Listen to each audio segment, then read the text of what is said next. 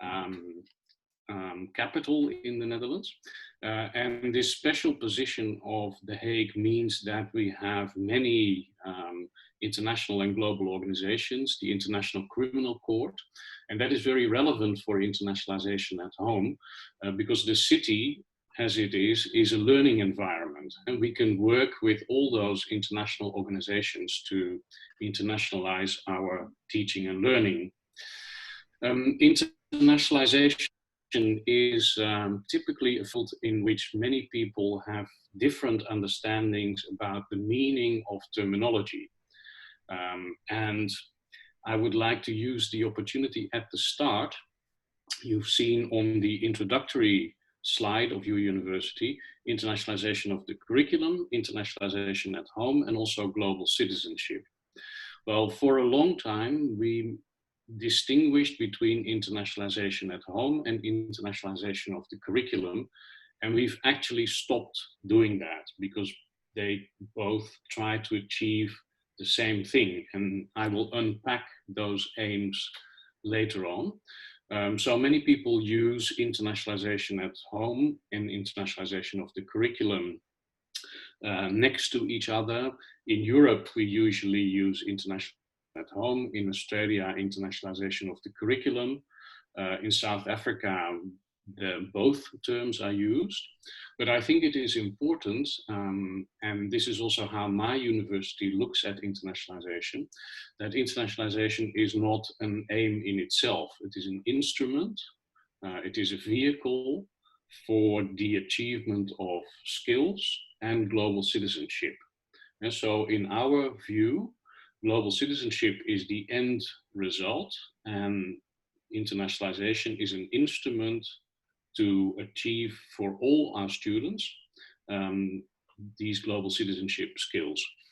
At my university, we have a research group on inclusive education and a research group on world citizenship. And together with my research group on global learning, we work together intensively because the topics are so much connected. And we are aiming for inclusive internationalization for all our students who do not have the opportunity to travel. So that is an aspect of inclusive education as well. So that was the first exploration of the terminology. Well, we are, of course, all trying to deal with the COVID-19 situation. It's not going very well at the moment in Europe, but I think that is the same everywhere in the world. Our planes are grounded. And people are now saying, well, it is time now that we cannot fly to look at internationalization at home. But actually, I think that is the wrong idea, because when we could still travel, when our planes were still taking off, the great majority of our students didn't go anyway. And so whether you cannot travel or will not travel doesn't really make that much difference. So internationalization at home should have been something that we tackled with a long time ago. But it's now in the COVID-19 situation very much in the news. And you see very different reactions. You see in the text box at the right of this slide, you see a very UK-oriented reaction where they say we have to increase the percentage of international students studying at all levels in UK institutions. And they're basically saying if they cannot come to us, we will go to them. Through the branch campuses and the offshore universities, for example, in Asia. So what you see there is a reaction that is very much fueled by the disruption of student recruitment and student mobility. And for the Netherlands, for example, that is a very different situation because we've never been into internationalization to recruit extra students or for business purposes. So we are thinking about what the situation is going to be. Are we going to have more mobility in Europe, in the region? What does it mean for the revenue of universities? Will all universities survive? And what does it mean when we have to provide more online education as part of an internationalized home curriculum? So we often use the term internationalized, meaning that you can internationalize every program, every existing program, also if it is in the local language. If you say international program, then you imply that it's a program taught in English for international students, but every program can be internationalized, even if it is taught only in Dutch or in Spanish. So these are some of the questions we ask. And the question about the environment and climate change was already on our agendas. And so people were also already discussing, shouldn't we have more online education instead of putting students on a plane and flying them somewhere? And so that also is not new, but it has been brought back by the current situation. I mentioned that there are many different terms in internationalization, sometimes very confusing. What we have seen is that internationalization is no longer only the Anglo-Saxon model from the UK, the US and Australia, with this strong focus on recruiting international students.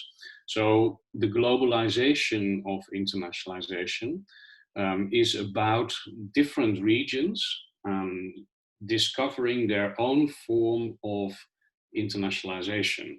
And I saw last week that we now also have a definition of a Chinese definition of internationalization, which is quite different from the Anglo-Saxon definition. The Chinese definition is about importing Western quality standards and exporting Chinese culture. And that definition would not work for us, but it might work in China. So we see in South Africa, where the term internationalization is considered sort of neo-colonial term, and they say we want Africanization, we do not want internationalization. So internationalization is breaking up into different forms that suit a particular context, and that is no longer only the Western approach. I find the cover of the book on the left quite interesting because they talk about, let's say, the de-Westernization of internationalization, but the map still shows Europe in the center of the world. So they could have changed the map as well. Intelligent internationalization is a term that was recently invented. I don't know quite sure what to understand under intelligent internationalization. I hope we are doing that. And you see also at the bottom, resilient internationalization. That's what people are now talking about in the COVID-19 situation. How do we make internationalization bounce back after all these difficulties? And will we return to the same situation and focus on mobility only? Or will we actually learn something from this situation and make a step ahead? So in order to answer those questions, I would like to first go back to the backgrounds and the drivers for internationalization at home, and then look at some of the characteristics. What is it actually? What do we mean by it? So for this history, we go back to the 1990s, when in Europe, the term internationalization at home was introduced. And this was because people saw that although we have the Erasmus exchange system, it was still only 2, 3, 4% of our students that would go abroad. So people started to ask the question, what do we do for the other 97% of our students? Shouldn't we give them internationalization as well? So that was the term internationalization at home. as a reaction against this very limited student mobility, hence the suitcase with the stickers. In the UK and Australia, people started asking, is it actually something good for our own students that we recruit so many international students? And so if you have 2 Australian students in a class of 18 Chinese, is it really international, and is international a benefit for our students? So they started to look at internationalization of the curriculum as a way to provide more value for their own students. And in the USA, you saw campus internationalization, which is a very unclear term. They used it to bring all kinds of fragments together, intercultural education, but campus internationalization can also be taking a group of students to Japan for a few weeks. And that for us would be very exclusive, because which students would be able to afford that? And it is mobility. And so campus internationalization is a very complex and contested term. So we'll continue with internationalization at home and internationalization of the curriculum, or internationalization of the home curriculum, whatever you want to say. This is a definition that Elspeth Jones and I wrote in 2015. And in this definition, we stress the purposeful, and that means that ultimately you need to work towards some form of outcomes. And so we want to move beyond the point that you say, well, internationalization, let's start doing something. Yeah? So activity-based. Internationalization has increasingly become outcomes-based or outcomes-oriented. Even when you talk about study abroad, we are no longer saying, go abroad, that's good for you, but we say, well, you will go abroad because there are certain things that we want you to learn there. And so the purposefulness is a key element here. It is integration of international and intercultural dimensions. So that means it is not an add-on. It's not Wednesday afternoon we have a series of lectures on international and intercultural. No, it is integrated into the entire program. The formal and the informal curriculum, and I will talk a bit more about that later on, for all students. So that is a key element. So if you have an elective that is chosen by 1% of your students, then it's not internationalization at home, because internationalization at home should reach all students. Such a module can be a very good starting point, because we often see that these specialized international modules lead to a discussion where people say, well, you know, actually we think this is so important, we will move it into the curriculum for all students. And then it becomes internationalization at home. And then finally, within domestic learning environments, and that is not only the university, but it can also be the city or the region, where you can find international and intercultural, let's call them materials. So if we look at the dimensions of the curriculum, there is the formal curriculum, and that is visible to everyone, because that is what is in the syllabi and the study guides. That's the content, that's what generates the credits. But there is also the informal curriculum, and the informal curriculum does not generate credits, but it is, let's say, live on campus, and where many things happen informally, where also home students may meet international students, but you do not have control over it, because there are no credits for it. So whether students do it or not, you don't know. And maybe the most important aspect of curriculum is the hidden curriculum. And the hidden curriculum is the tradition, the educational and cultural tradition that is so clear to all of us because we grew up in it, that we don't see it anymore, but it is there.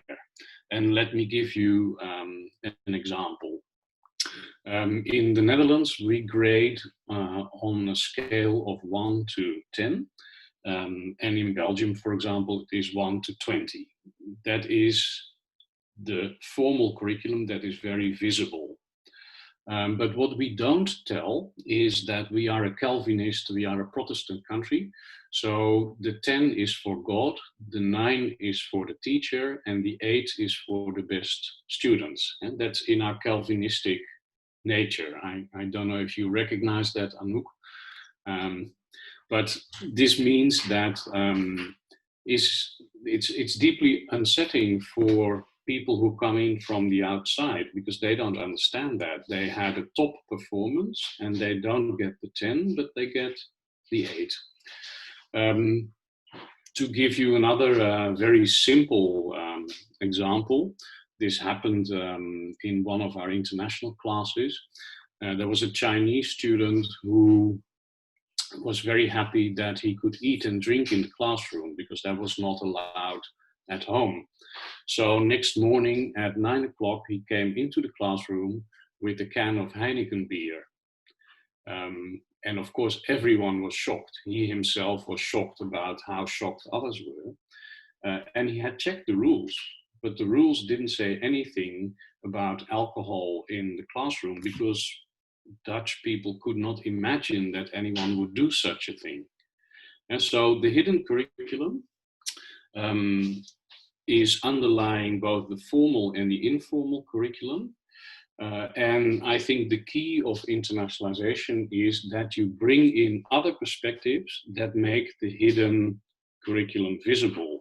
And so you look at all kinds of cases and examples from different countries and different contexts to show that your way of doing it is not the only way.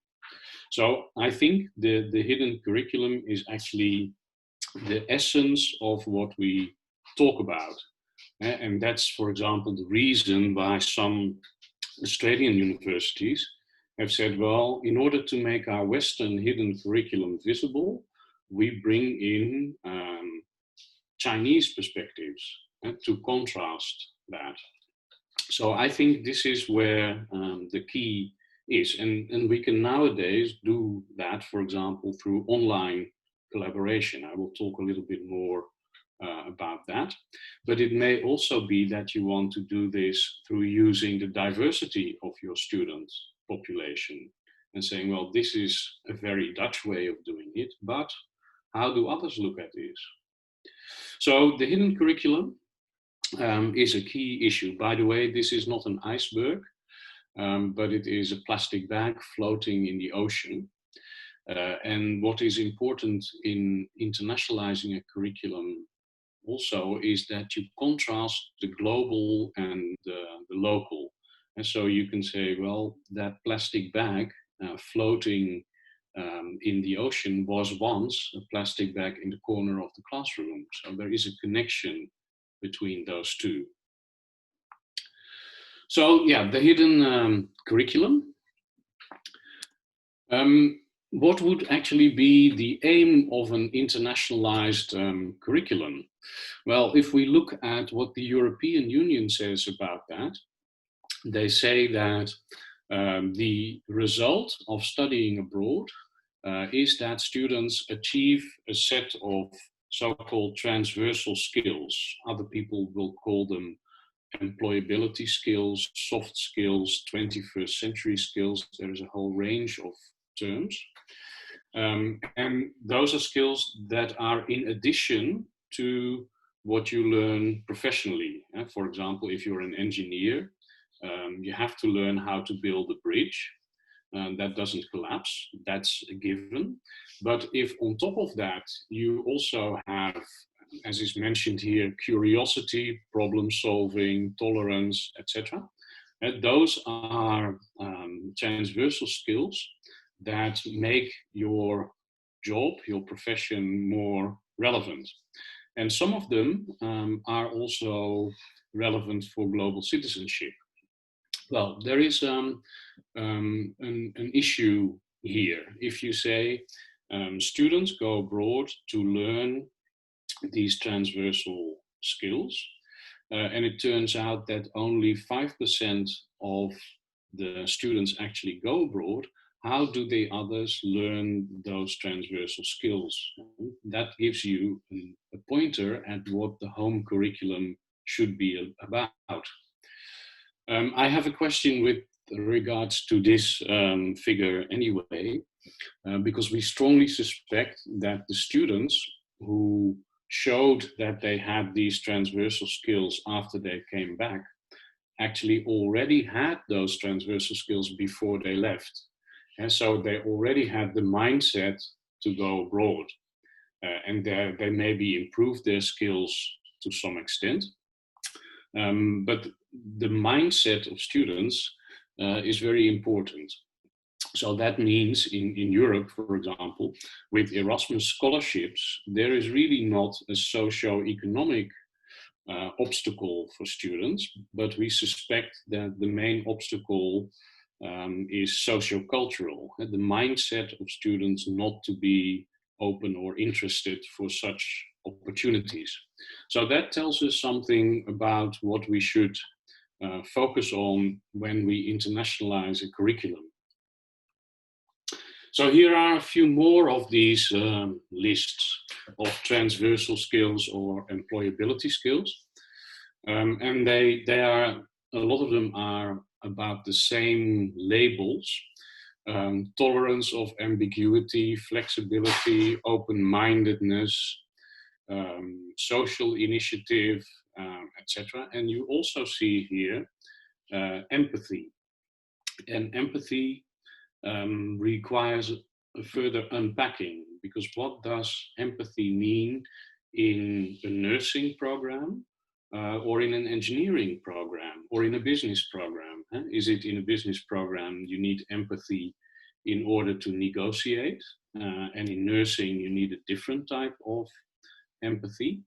There have been voices saying you should actually talk about rational compassion because empathy is too emotional. So all these terms require discussion, academic discussion in specific programs. The bottom one here, cultural knowledge, I have a question also. Do you want intercultural skills or do you want only knowledge? And so this requires more discussion. Another list, this is the World Economic Forum, and it talks about complex problem solving, critical thinking. And indeed, critical thinking as a world citizen has become a lot more important if you look at the COVID-19 situation with fake news, social media, etc. And so these skills are also flexible. We may need more of them at certain times than others. So this is what internationalization should lead to. This is the aim, those transversal skills. And if you look at this list from the World Economic Forum, you may want to add more society-oriented and global citizenship-oriented aspects to them. Although some of them can, of course, address both the professional and the citizen. So this is towards the aim of internationalization. And recently we've seen quite a few new developments.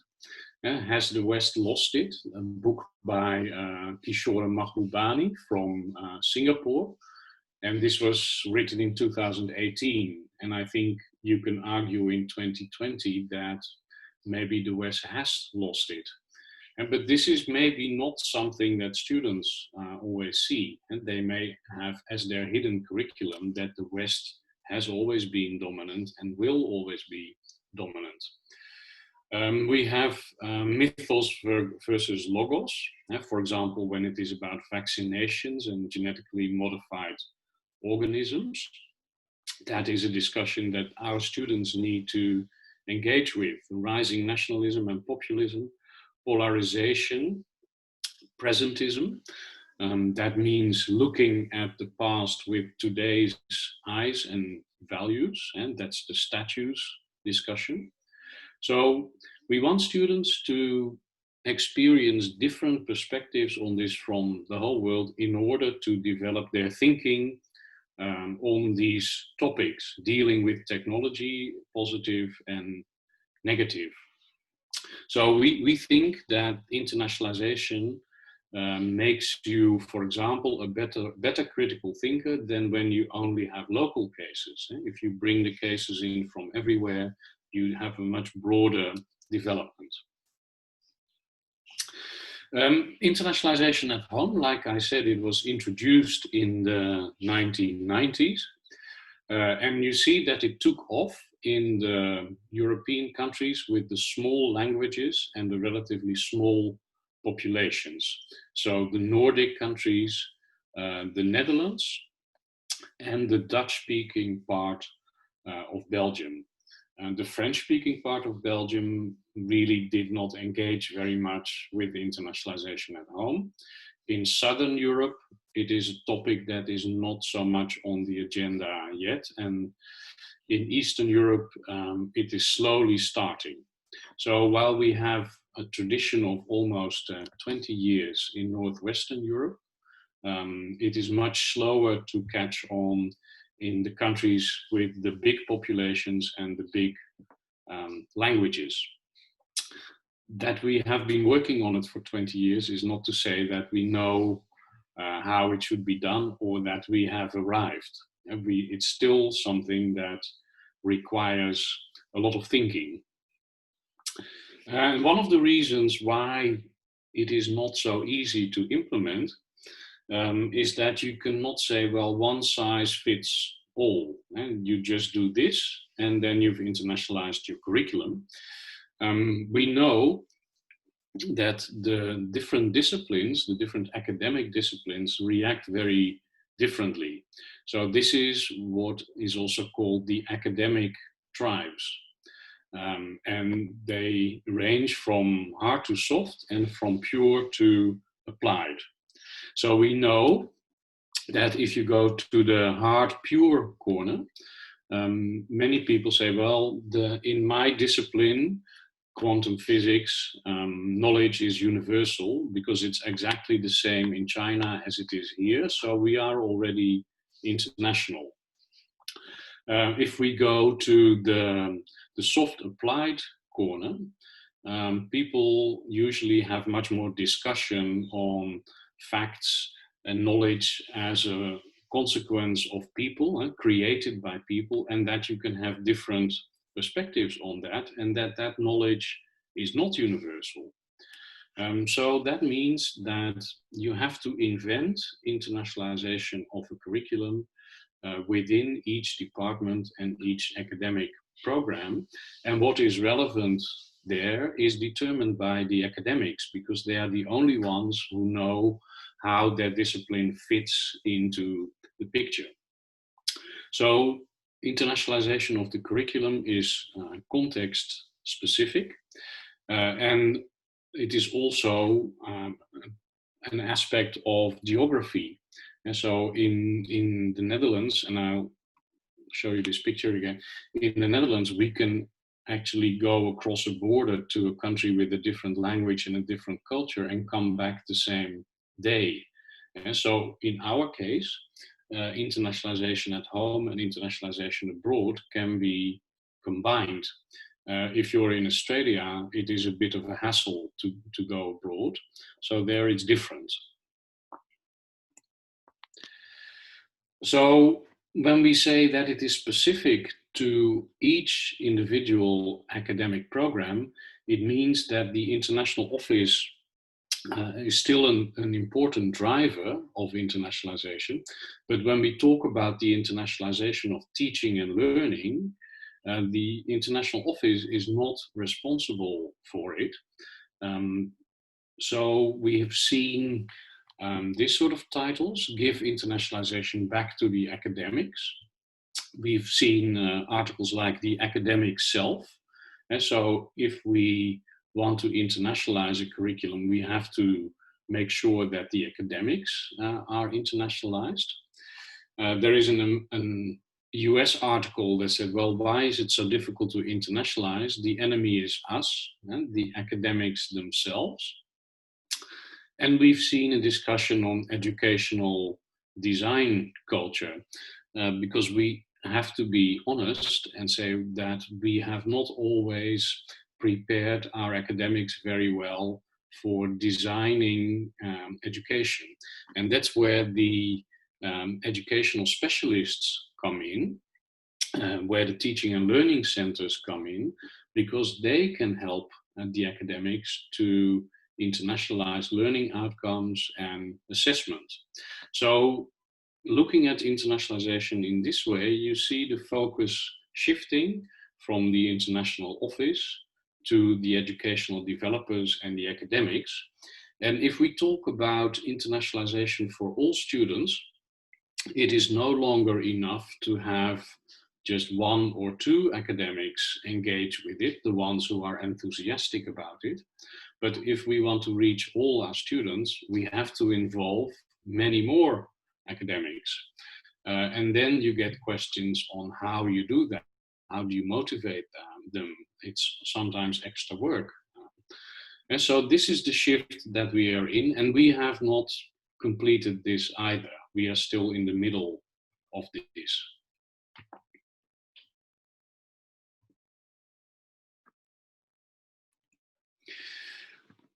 This is a book that appeared in the Netherlands last year, Against English, a plea for the Dutch language.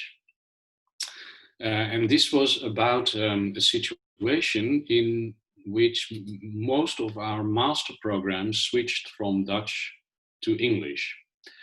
And one of the reasons to do that was to draw in the best possible students, also from abroad. But it brought up a whole discussion about the importance of English. And I think it is good to realize that in order to internationalize your curriculum, you don't have to teach in English. And it is about different perspectives. And if you have a book from the US translated into Spanish, it still has the US perspective. And so you can use it to address the hidden curriculum. A book from Germany translated into Spanish still has the German perspective. And so although it opens all kinds of possibilities and access to sources if you speak English, it's not the same as internationalizing a curriculum. So that's one of the misconceptions that we still often find, that people think I have to change to English first before I can internationalize, and that's not the case. In the Netherlands, I know many international programs taught in English that have just a Dutch perspective, and I also know programs taught in Dutch that have a big variety of perspectives from all over the world. So the language is certainly not the most important thing. In the Netherlands, we've had quite a few discussions on education in English.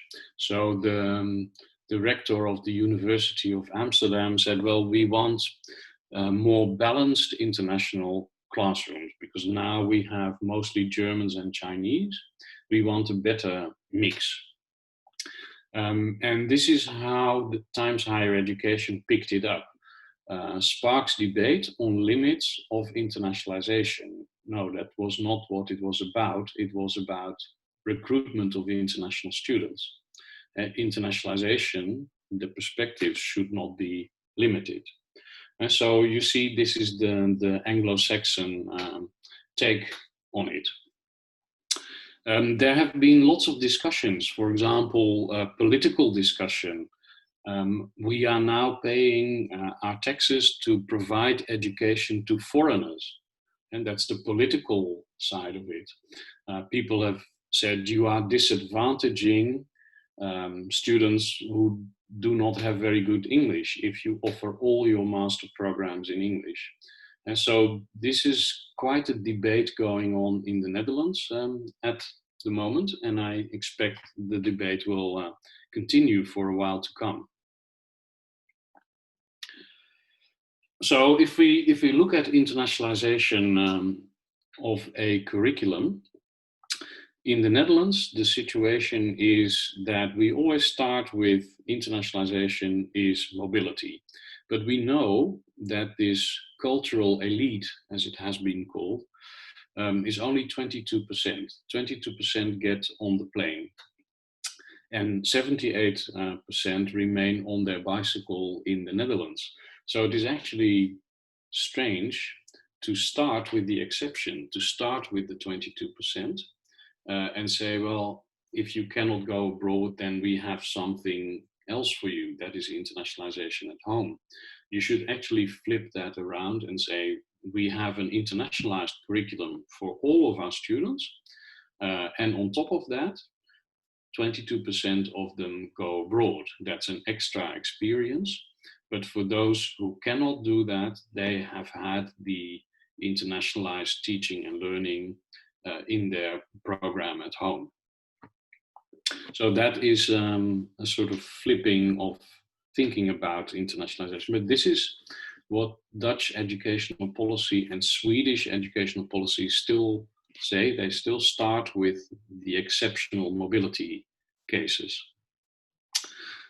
So talking about a few other misconceptions, I don't know if you know this picture by the Dutch artist Maurits Escher. It's in a museum close to my university, and it's the Penrose stairs.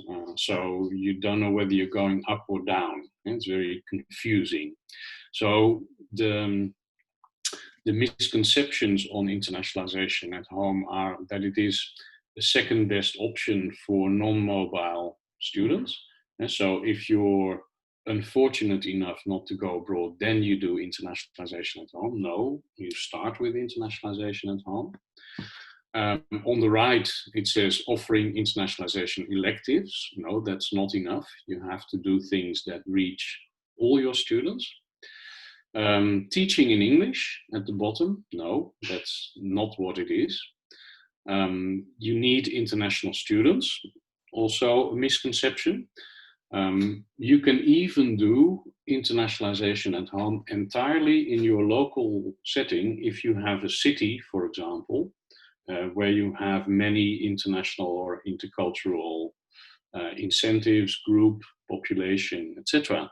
You could even do it without international partners. And so if you go back to the basic of internationalization at home, you can do it entirely locally, but of course, if you have the opportunity to bring in guest speakers from partners to make students work online, etc., then it becomes a lot richer. What we also should not forget, if we talk about the different perspectives on the hidden curriculum, how important it is to work across disciplines, because working with other disciplines brings other perspectives. And so you can find those different disciplines even within your own university. So that is another source. And finally, on the left, preparation for mobility. That is true. An internationalized curriculum may encourage students to go abroad. And it may make it easier for them. But preparation for mobility is not the same as internationalization at home. Internationalization at home is much more than that. So I've listed, and I'll be happy to share this PowerPoint with you, the characteristics of internationalization at home, and we've discussed most of them, I think. It's a tool, it's not an aim. It is different in every discipline. It's different in primary teacher education and in engineering. It engages with local, international, and cultural practices. It is part of the compulsory curriculum, not only in electives. It's focused on outcomes, not on input. It doesn't depend on incoming students or teaching in English. Mobility is an extra on top of an internationalized curriculum, and it is owned by academics, and the inverted commas means it should be owned by academics. And that means that it should also be supported by everyone else. Some sub-tools of internationalization at home, and I call them sub-tools because I consider internationalization at home as a whole a tool, and these are components within that. Comparison of cases from different contexts. I avoided the word international context because there is more than one international context, and it is about bringing in those different perspectives from whatever you find relevant contexts, and not saying, well, international, because what is international? There is no such thing as a global consensus on things. So hence the different context. The same is for literature. Online collaboration is a component. Comparative research, which you may already have, and that comparison makes it international. Local and foreign guest lecturers, and maybe incoming students. And so these are some of the sub-tools that you can use. And increasingly, we see this online collaboration. I think later on in these series, you have a webinar by Eva Haug, who will talk about collaborative online international learning. Well, actually, Eva and I are both in this picture because we are both involved in a project with South Africa, where we develop online collaboration between European and South African universities. And this is not so much about technology, but about educational design and about how you frame this, because internationalization is considered a neo-colonial term in South Africa.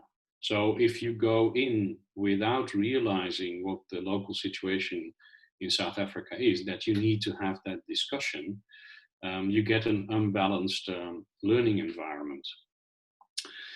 Also in this, in collaborative online international learning, or sometimes called virtual mobility, we do need the educational developers very much, because we have different education systems with different expectations. So we need very clear learning outcomes formulated in order to make sure that we are planning the learning experience as well. So the big part of this is designing a learning environment. There is a problem with this sort of collaboration, because if you think back to the definition of internationalization at home, it is for all students. And if you have large groups of students, then you have to set up enormous online collaboration exchanges. So upscaling it is quite difficult, but you should do it because you have to start somewhere. And so start with a smaller group and then try to make sure that all students can participate. And what you learn from this is, of course, to work online with people from an entirely different culture, and it's authentic. They are there, and so they are not here in your own hidden curriculum, but they are really there, so their perspectives are quite different. And in order to make that happen, we need to apply the principles of really collaborative learning. And that is one of the difficult points. Our experience is that students do work together, but they do not always create something together, so it's not truly collaborative. So again, we need the education people to help us to make this truly collaborative. So this is a project that we have started last year. It's now going on completely online, so all our trainings and visits to South Africa, vice versa, have been cancelled, but we are continuing with it. I would like to talk briefly about the different ways people have gone about internationalizing a curriculum. The first way to do it is to add on, meaning that you have one module which you call international intercultural, but there is no connection with the rest of the curriculum and it is not integrated. And then you get this strange situation with this balcony that leads nowhere. That's not how you want it. The second way to do it is infusion, meaning you start infusing more international components into the curriculum, but you haven't thought about or discussed where it should end. In other ways, you start with the activities and not with the outcomes. And then your construct may look something like this house in Belgium. And so I think it's clear that the architect didn't really think about the overall outcome of what he was going to build. That's called infusion. And so everyone does things, but they may do the same thing 5 times, and there is no common focus. And the best way to do it, and that's what we try to do, is to transform, meaning you leave your curriculum intact, that's the church building here, and you build the international and the intercultural not next to it, but into the existing structure. So this is when the church became a bookshop, and you can say, well, maybe these layers represent the years, and everywhere you find the international and the intercultural in the existing teaching and learning. This is a lot to ask, and we are talking about global citizenship. We want our students to provide answers to wicked problems. We have to address the sustainable development goals. Decolonization of the curriculum is now a hot topic, which, by the way, I think is not something completely new, because if we talked about these different perspectives on the hidden curriculum, then I think decolonization falls into that category. And I'm, of course, very curious how that works out in your context. But it is quite a topic in Western Europe at the moment, and 21st century skills. And so all of these can be part of internationalizing a curriculum. And some people say, well, if you talk about these things, you do not talk about internationalization as such. You talk about educational innovation and making educational relevant. And it's much more than internationalization. So all these boxes need to be unpacked by the academics in a specific program. If someone at the top of the university unpacks them, then something comes out that nobody can use. So this is an academic exercise. So where is it going? I think what we want to achieve is that the world continues to collaborate and that we do not all withdraw behind our own borders post-COVID. So I think that is the overall aim. Like I said, wicked problems are now very much in the news, and working online with students from different countries on wicked problems is something that is being done increasingly. And this is a slide with a link where you can find some examples of wicked problems. It's also about students realizing there is not one simple solution, and you will have to live with imperfections, but you still have to try. This is an American site, so definitely it needs adaptation to different contexts. This is a bit of a sad conclusion. Woodrow Wilson, who said it's easier to move a cemetery than to change a curriculum, because how we teach and learn is part of our own culture. But I think we should try it, and we should also not become impatient when it takes a long time. So we should proceed with it. It's important, it's relevant, but we should not get impatient when it's not finished next year, because the world changes, and that means our curricula as well. So for those of you who want to look at this PowerPoint again, I have included some references, also on collaborative online international learning, and I've included a few links to blogs on internationalization at home, in case you want to read up a bit further on it. I realized I spoke for a long time, and that you may have questions or reactions. Muchas gracias, Jos, por tu presentación. Volvemos a castellano, pero tú vas a recibir la traducción en inglés. Aprovechando que tú mismo has indicado de algunas opciones de preguntas y respuestas, tenemos algunas que son interesantes que queremos compartir contigo para que nos des una respuesta. Nos pregunta un profesor de nuestra universidad, el profesor nos pregunta cuál es el grado de satisfacción de los estudiantes con estas experiencias formativas. ¿De qué manera han impactado en su formación profesional y cómo las transfieren a sus contextos sociales y culturales?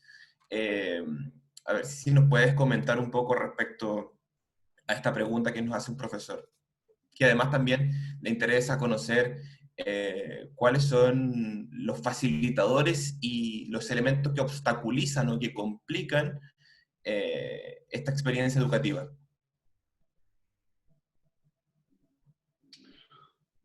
Would you mind translating, Fernando? Say again? Would you translate those questions into English for me? Por supuesto. El profesor quiere... excuse me. I will translate it. Our professor wants to know how is the impact in the professional life, and how the students can transfer all this new information, this internalization that they are receiving into their studies to their own social and cultural experiences, and which are the pros and against to implement this educative experience. Well, I'll try to be brief on that one. We find it very important what employers tell us, because employers tell us that they are looking for those transversal skills. So what we often do, not all our colleagues are always very enthusiastic about internationalization. And if we tell them that it's important, they wouldn't listen. But we ask the employers to tell them. And we also ask our alumni. So we have interviews with our alumni, and our alumni say, we realize when we enter the workplace how important it is that we can work with different cultures in a team, that we can work internationally online with other international teams. So I think the reality in the workplace is already there.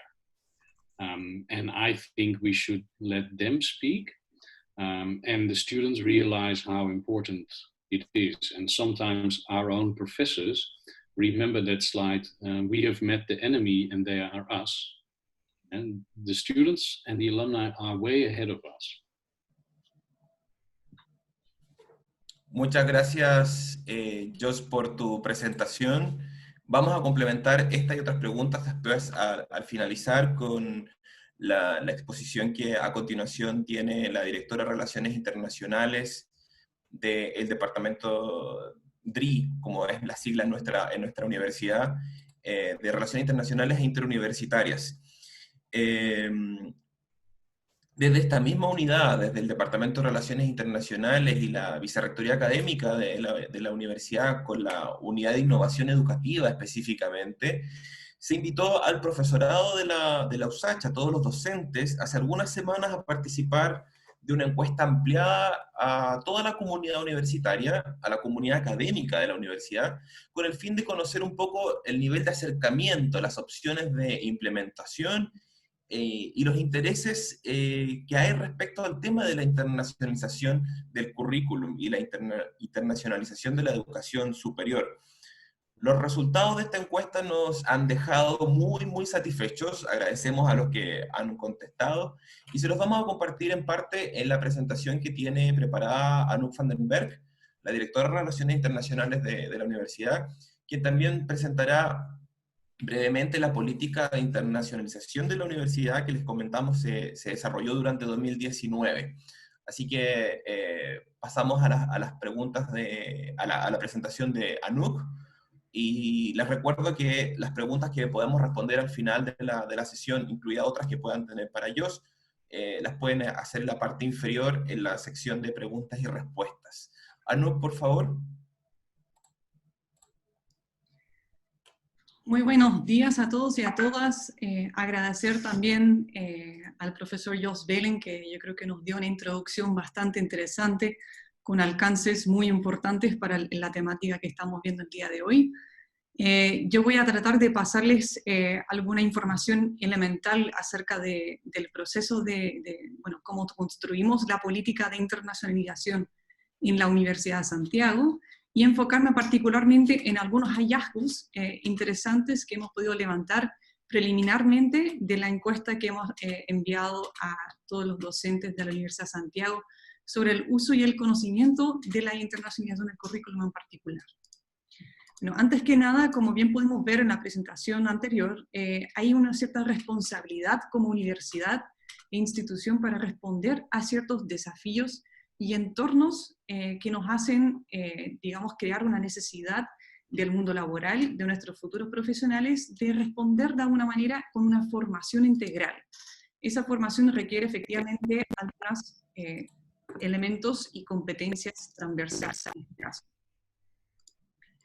También hay un deber que tiene que ver con cómo la internacionalización acá aporta finalmente a una calidad y pertinencia de las cosas que hacemos, tanto en nuestra educación, la vinculación con el medio, pero también la investigación de las y los docentes en este caso. Ahí es cuando aparece la política de internacionalización que fue construido de forma conjunta con actores internos y externos, durante un proceso de 9 meses, en que también se construyeron algunos mecanismos que hasta el día de hoy nos aportan a la implementación de esta política. La política fue lanzada el 3 de octubre de 2019 y por ende llevamos alrededor de 10 meses apenas de implementación de algunas actividades principales que esperamos pueden ir dibujando este camino que queremos encaminar para implementar la transversalización de la internacionalización. Para una primera pregunta en esta encuesta, claramente hicimos un primer alcance en saber quién ya conoce la política, cómo hemos logrado difundirla y hacerla circular por nuestra institución. Claramente, bueno, hay una parte, un 25% de los contestados que no lo conoce todavía, sin embargo, hay un porcentaje importante que lo conoce de alguna otra manera, lo conoce bien, ha conocido algunos detalles, y otros incluso, digamos, mencionan, bueno, les falta tal vez algunos contenidos, pero sí saben que existe al menos. Así que, bueno, ese es un primer logro, digamos, pero es claramente un camino que todavía falta complementar. También, la otra pregunta que hicimos fue, ¿qué sabe o hasta qué medida sabe algo de la internacionalización de la educación superior? Y segundo, de la internacionalización del currículum en particular. Lo que podemos ver ahí, que hay un gran porcentaje, igual de 35%, que desconoce ambos, y por ende efectivamente resulta que es importante que trabajemos este tópico en este tipo de actividades, que pudiéramos, digamos, hacer ciertas capacitaciones al respecto, pero también nos alegra ver que hay algunos académicos que efectivamente en su mayoría conocen ambos conceptos o alguno de ellos. Antes de seguir explicando algunas cosas de la encuesta, quisiera explicarles un poco cuál es entonces el alcance de la universidad acerca de esta definición de internacionalización. La internacionalización de la Universidad de Santiago está definido como un proceso comprensivo, intencional, adaptativo y planificado. Y lo que busca finalmente es, como bien lo mencionaba Jos también, es un medio, no es un fin. La idea es que sea integrada una dimensión que puede ser internacional, intercultural o global dentro de lo que son nuestras funciones en la universidad, a nivel administrativo, a nivel de educación, a distintas capas, digamos, de nuestra institución, como algo que sea tan transversal como, por ejemplo, la ética. Eso claramente está definido en las tres áreas misionales, que es la educación o la docencia, la investigación y la vinculación con el medio, que busca finalmente que nos podamos contribuir y desarrollar más allá de nuestras propias fronteras. Eso se subdivide en tres áreas, donde el primer pilar es el sello de internacionalización para la docencia y estos procesos formativos. Segundo, el sello para la investigación. Y tercero, para la vinculación con el medio. Como bien definimos que es un área transversal a todas las actividades que suceden en nuestra universidad, efectivamente hay un enfoque para cada uno de ellos. Así es como está definido que en la docencia hablamos tanto de pre como de posgrado, hablamos de internacionalización en casa, formalmente está integrado en esta política como un eje estratégico, y finalmente el enfoque en la formación de competencias interculturales, lingüísticas, pero también de análisis crítico y comparativo, es decir, se engloba un set de herramientas y competencias que son transversales a las asignaturas. No es la idea crear nuevas asignaturas, sino que efectivamente estas se pueden integrar en su desarrollo dentro de las actividades regulares. Cuando hablamos de la investigación, esto lo voy a pasar rápido porque no es el foco de la presentación, sin embargo es importante conocer que lo que se busca es la co-creación de conocimiento, el capital humano avanzado y el impacto global, finalmente, perdón. Y finalmente la vinculación con el medio, lo que se busca es poder formalizar institucionalmente las relaciones multidireccionales que tienen nuestros académicos, nuestros funcionarios, nuestros estudiantes, y también contribuir de esa manera a través de la docencia y la investigación al desarrollo nacional e internacional. Como bien decía, el foco efectivamente aquí va a estar en la internacionalización en casa, que es este eje estratégico que quedó incorporado en esta nueva política de internacionalización. Cuando hablamos ahí de competencia intercultural e internacional, ¿a qué nos referimos? Ahí algunos alcances ya se hicieron en la primera presentación que tienen que ver con una mentalidad, una conciencia que permite finalmente posicionarnos a nosotros mismos en qué ambiente nos situamos y cómo efectivamente somos a veces distintos a alguien de otra cultura, de otro país, y así. Y finalmente lo que es la sensibilidad intercultural, donde se agrega una capacidad también de, a través de esa concientización, de tomar acciones, de tener empatía, de promover el respeto hacia el otro, y finalmente promover una convivencia y una interacción sana y productiva. Y eso claramente puede suceder, como vimos, en un ambiente local, tanto como en un ambiente internacional. Eso no debería ser un limitante en este caso. ¿Cómo lo pensamos hacer? Hay 6 líneas de acción. En estas líneas de acción hemos definido enfocarnos en la construcción de algunos mecanismos, un sistema de gestión que asegure la calidad, la construcción de una cultura y un sistema organizacional que permea finalmente esta internacionalización. Y el punto de abajo, que es lo que nos vamos a focalizar, es la creación de mecanismos que habilitan y formalizan esto del desarrollo de competencias idiomáticas, tanto como interculturales, que viene con un paquete en conjunto de diferentes competencias que permiten este desarrollo. ¿Quiénes son parte de este proceso? Como bien ya adelantó la presentación anterior de Jos Beelen, somos todos parte de la internacionalización. Es súper importante concientizarnos de que cada uno de ustedes es parte de este proceso y actores claves para poder implementar y hacerla funcionar. De hecho, en el día de hoy no es que esta política viene a imponer cosas nuevas, sino que venimos a relevar muchas veces cosas existentes, cosas que se están haciendo a nivel institucional. Lo que nos interesa con la política de internacionalización es poder apoyarles, relevar estas actividades y también poder apoyarlos a que efectivamente podamos hacer que le llegue a más personas y que sea efectivamente entonces un elemento transversal a nuestro quehacer universitario. Estos otros dos mecanismos que les comentaba es por un lado un consejo de internacionalización y una comisión de internacionalización, que a mí me alegra mucho ver que de hecho varios de ellos están presentes el día de hoy. Los invito a los profesores que están acá y desconocen quiénes son sus representantes en este consejo, en la comisión, que se acerquen para nosotros poder compartirles quiénes son sus representantes, dado que en estos dos mecanismos hay académicos, autoridades, que representan finalmente a todas las unidades académicas. Y a través de ellos estamos trabajando en la constante coordinación e implementación de las acciones que nacen a partir de la política. ¿Qué rol entonces juega la oficina? O sea, ¿qué hacemos nosotros dentro de todo este juego? Nuestro rol está enfocado en efectivamente apoyar a los académicos, a los funcionarios, a los estudiantes, a gestionar las acciones, a asesorar en ese camino, a orientar, a coordinar las actividades, implementarlas a la par de muchos de los otros actores presentes, articular entre los actores internos y externos y finalmente la ejecución de la misma política. Bueno, entonces volviendo a los resultados de la encuesta, digo preliminar porque es importante aquí mencionar que tenemos 345 respuestas a la fecha, sin embargo está abierto hasta el 1 de septiembre, así que les hacemos el más cordial la invitación para que si es que no la ha llenado todavía, que por favor también le vamos a compartir el link para que pudiera eventualmente responderlo. Aún así estamos llegando a aproximadamente un 9% de la población total a los que hemos enviado esta encuesta. Por ende, aquí pueden ver más o menos la cantidad de respuestas por facultad y le hacemos la muy cordial invitación a que también la pueda complementar si no la ha hecho todavía. Aún así, vamos a mostrar algunos alcances iniciales. Y la primera pregunta, que es bien interesante, hace de la consulta de qué tan importantes son los siguientes elementos para usted como docente para internacionalizar la educación superior. Las respuestas y los porcentajes que ven abajo, por ejemplo, el 77% en investigación, fue calificado como muy importante para la internacionalización de la educación superior.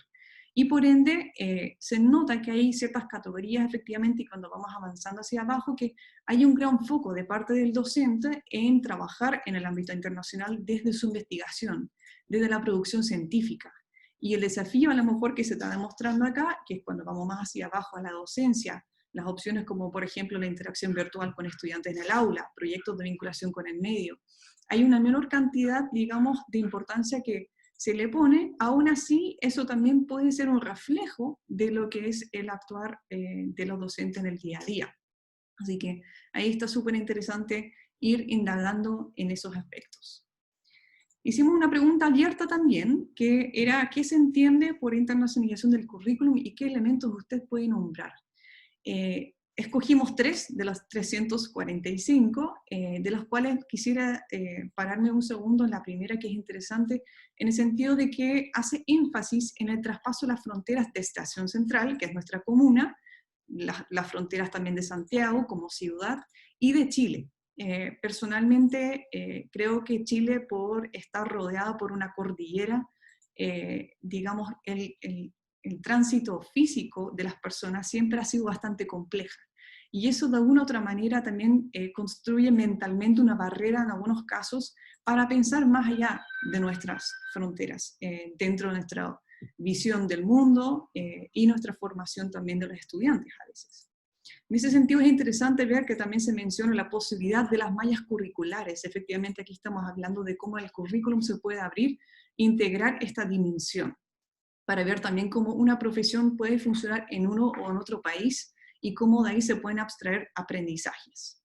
Y finalmente la generación de los perfiles de egreso también y la entrega de oportunidades donde los estudiantes pueden conocer y alimentarse de otras realidades, tanto de la región latinoamericana como de otras latitudes. Esta pregunta siguiente habla de la frecuencia en que los docentes definen que actualmente incorporan estas prácticas docentes respecto a la internacionalización del currículum en sus clases. Se ha puesto los dos extremos en que los profes han contestado frecuentemente o nunca, que nos da un poquito de contraste de cuáles son los más utilizados. Quisiera mostrar con los siguientes colores que las primeras 4 categorías, que hablan del uso bibliográfico, análisis comparativo, movilidad estudiantil y el uso de elementos interculturales para promover el análisis crítico, demuestran que efectivamente los docentes lo usan actualmente de manera frecuente. Es un hábito que está bastante instalado en la universidad, pero tal vez no tan visibilizado en algunos sentidos. Lo que es interesante después ver es en la categoría que se llama uso de otro idioma al español para la enseñanza, oral o escrito. Ahí se nota que como ambas categorías de frecuentemente y nunca tienen muy bajo porcentaje, que la mayoría de las respuestas se concentró al medio, en ocasionalmente o raramente, lo cual implica que efectivamente se usa mucho menos y es una práctica que puede tener algunas razones que vamos a ver más adelante de por qué a lo mejor no se usan al día de hoy. Hay a lo mejor algunos obstáculos, cuál sería la razón detrás de ello. Y finalmente la invitación de colegas internacionales por medios digitales o durante algunas visitas a Chile pre o post pandemia, y finalmente la facilitación de interacción virtual entre estudiantes de diferentes países o ubicaciones geográficas.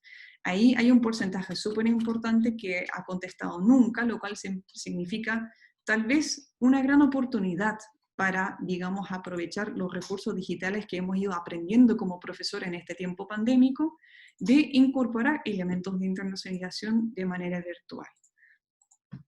Los quiero dejar con esa reflexión.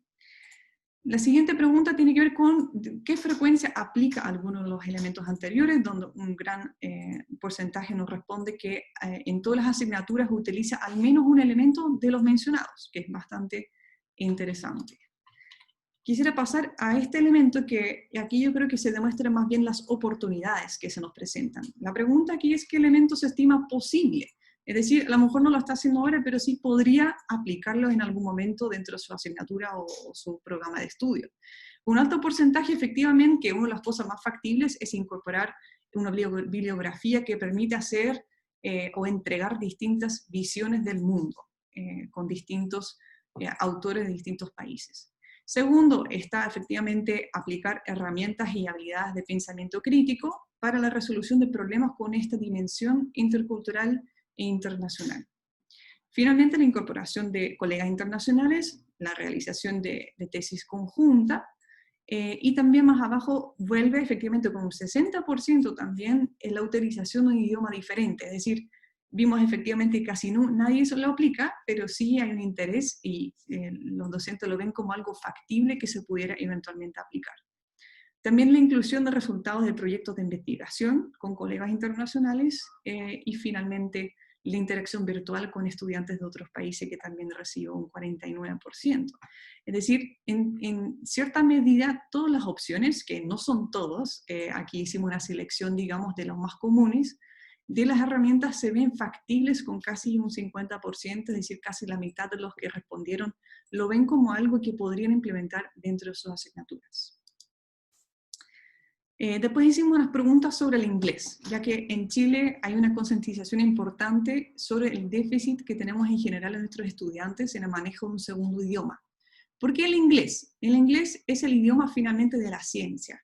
Las publicaciones, el idioma, digamos, común finalmente entre muchos ámbitos de trabajo colaborativo internacional es el inglés. Y por eso es que efectivamente nos hemos enfocalizado por esta instancia en el inglés, lo cual no quita que existan otras opciones. Dividí las respuestas entre los no y los sí, así que primero vamos a ver los no. Los no, es interesante que hay un 47% que dice que no, porque no se siente capacitado, sin embargo le interesaría mucho poder hacerlo, lo cual nos ofrece también efectivamente una indicación que a lo mejor podemos ahí apoyar como institución en capacitar a estos profesores. Segundo, no porque simplemente no me interesa, pero también hay gente que no ha tenido la oportunidad de hacerlo, y un 11%, que igual es importante, que indica que no lo hace porque el nivel de inglés de los estudiantes no ha resultado ser suficiente, que también es uno de los elementos que sospechábamos, digamos. Después vamos a los sí. Más de la mitad de los profesores indica que usa contenidos bibliográficos en inglés, que es bastante transversal, también lo vimos en la otra consulta, y el resto tiene también una interacción parcial en el aula, desde un 0 a un 50%, y hasta un 15% que incluso lo utiliza la mayor cantidad de tiempo.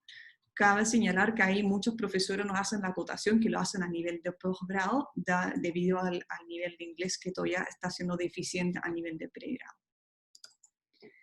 ¿Cuál es la respuesta de la universidad ante estas necesidades detectadas? Bueno, hicimos esta encuesta efectivamente porque teníamos ciertas ideas.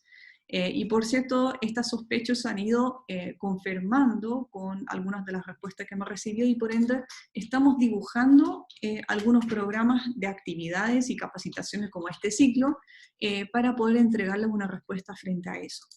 Hay dos elementos principales. Uno que aparece ahí es efectivamente la disposición de los docentes de poder impartir algunas clases en inglés, pero también la pregunta del cómo. Hay una metodología en ese caso que está siendo utilizada, de hecho, ya hace más de 2 años en la Facultad de Ingeniería, que se llama CLIL, que una de las sesiones de este ciclo de formación se va a enfocar en particular en esta metodología, que se llama, bueno, en inglés, Content and Language Integrated Learning, y en español su libre traducción sería Aprendizaje Integrado de Contenidos y Lenguas Extranjeras, donde el foco de la asignatura no es a enseñar inglés, sino que cómo yo, por ejemplo, en mecánica de rocas, enseño en el idioma inglés sin que se pierda finalmente los resultados de aprendizaje que están definidos para esa asignatura. Por ende, debido a la experiencia de esta facultad y ya 15 académicos que están implementando hoy en día esto, nuestra intención es ver cómo podemos amplificar esa experiencia a otras facultades. Segundo, está lo que ya mencionaba en breve Jos Beelen, que tiene que ver con la enseñanza colaborativa internacional online, también denominado en su sigla en inglés como COIL, que es el aprendizaje colaborativo, en el sentido de que dentro de la asignatura se conecta a 2 académicos, a 2 grupos de estudiantes, para una tarea específica a realizar de manera conjunta, donde hay un intercambio, es decir, por ende también a veces se suele denominar como intercambio virtual. Claramente también estas 2 metodologías las hemos escogido para este inicio del camino a una docencia con enfoque de internacionalización, porque encajan finalmente con el modelo educativo de la Universidad de Santiago. No es que se nos ocurrió porque sí, sino que efectivamente son 2 metodologías que además son metodologías activas, que se centran en el estudiante, en cómo logramos que ellos sean partícipes del proceso de aprendizaje. Y finalmente, bueno, mostrarles muy en breve, ya estoy terminando esto, cómo vamos a hacerlo. Bueno, tenemos algunas acciones planificadas y programadas, como bien decía, tenemos un taller CLIL que se viene dentro del ciclo de formación, esto en conjunto con la Facultad de Ingeniería y la Universidad del Haya de Canadá, que son los expertos que nos han ido asesorando hace más de 3 años en este tema.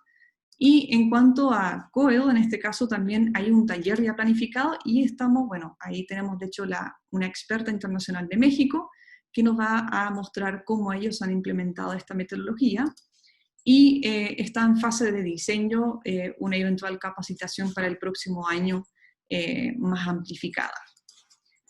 ¿Cómo apoyamos como institución? ¿Dónde usted puede ir a buscar recursos de apoyo como docente? Bueno, claramente está el Departamento de Relaciones Internacionales, nosotros, para colaborar en las iniciativas que usted quisiera implementar dentro del concepto de internacionalización en casa o del currículum, como bien hablábamos.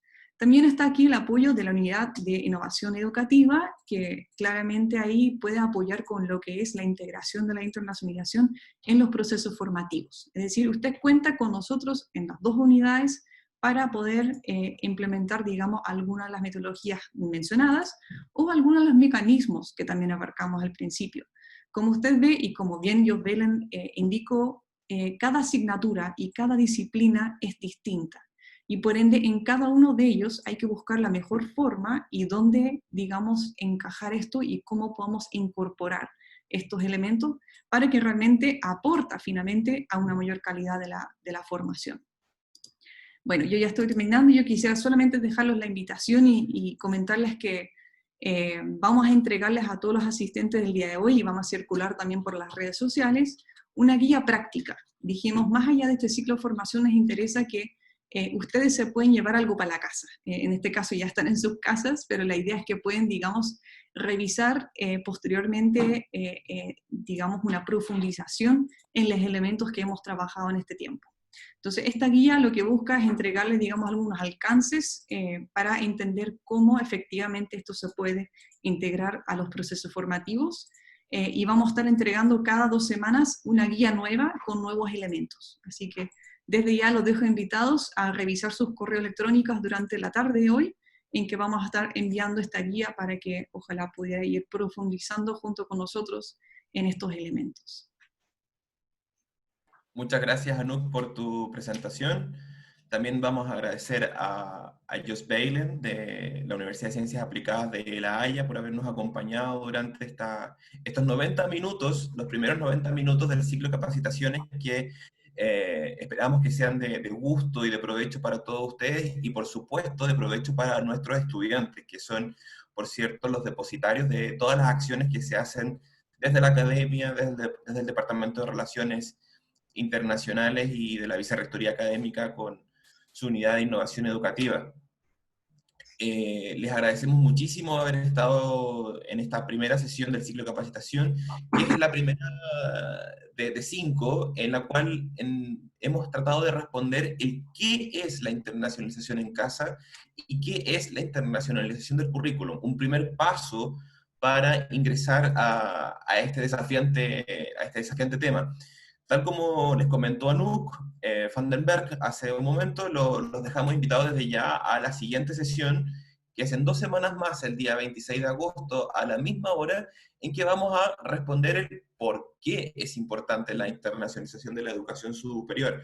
Así que esperamos que estén en ese encuentro, en el cual tendremos una presentación interna, es decir, vamos a ver cómo poder disponer un sello global en la formación de estudiantes en base a los proyectos y a la innovación educativa que plantea esta unidad en el campus, por lo que nos va a acompañar la directora de la unidad correspondiente, Lucía Valencia, quien se encuentra en el panel también visible. Les agradecemos a todos que se hayan sumado a este webinar. Esperamos que tengan un muy buen resto de semana. Por favor, todos cuídense mucho. Sabemos que la situación es difícil para todos y todas, pero estamos contentos de que hayan querido participar y sumarse a esto. Les comento antes de cerrar de que cuando la plataforma Zoom sea cerrada, aparecerá inmediatamente una encuesta de evaluación que les agradeceríamos muchísimo poder contestar. Esa retroalimentación importante para nosotros, así que se los agradecemos. Saludos para todos y para todas, les agradecemos muchísimo, que tengan una muy buena tarde, y nuevamente muchas gracias a Jos Beelen de los Países Bajos, a Lucía Valencia por acompañarnos, a las intérpretes que han hecho posible la interpretación de inglés a castellano, y a Anoek van den Berg, la directora de Relaciones Internacionales. Que tengan una muy buena tarde y saludos. Nos vemos en 2 semanas más. Muchas gracias, thank you very much, y hasta ojalá en 2 semanas más. Thank you very much, Jos. Bye.